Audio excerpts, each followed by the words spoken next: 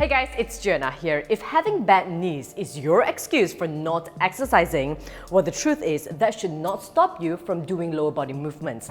I'm going to share with you the do's and don'ts when it comes to working out with bad knees and how these exercises can help to prevent and reduce injuries. Now, before we get started, if you haven't yet subscribed to my YouTube channel, be sure to do so, okay? And turn on your notification button so that you will get notified every time I share a new workout video, recipe, or fitness tip.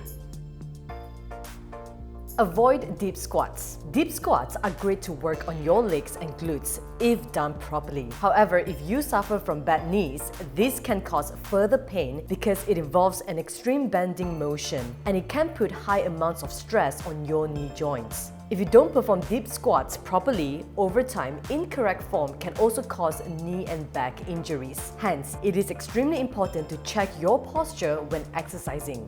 Perform partial squats instead. Start in a neutral position with both legs shoulder-width apart and toes pointed forward. Only squat as low as 45 degrees without going too deep. This partial movement will not cause excessive stress on your knees. Eventually, as you recover or experience less pain on your knees, then you can slowly squat deeper.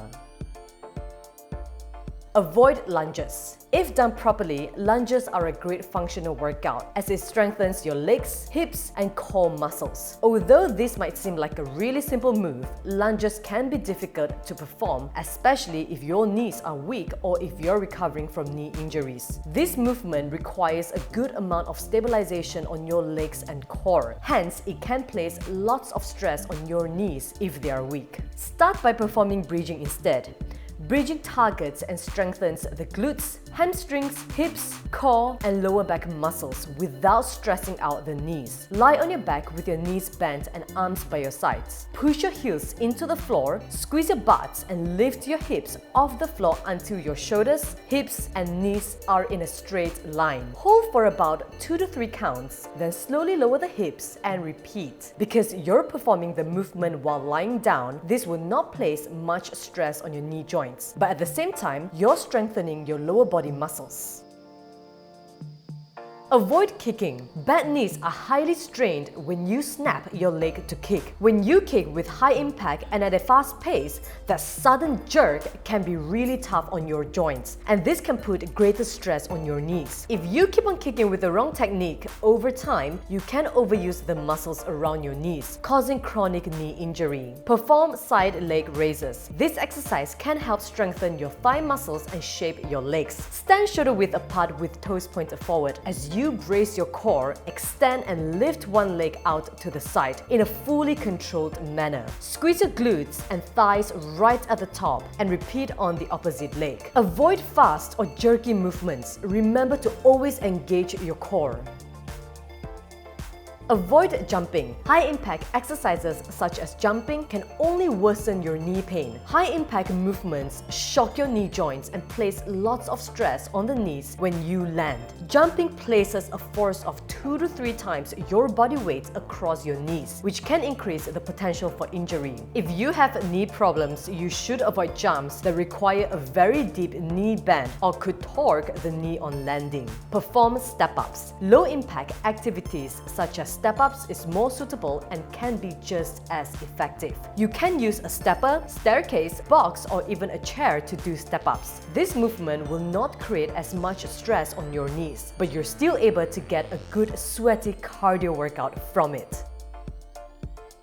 Avoid high knee jumps. Again, exercises that involve jumping like high knee jumps, which focus on increasing muscle power, can be tough on the knee joints, especially when landing. The high impact movement of this exercise and repeating it at a very fast pace may cause you to compromise on proper form, which can put your knees at higher risk of injuries.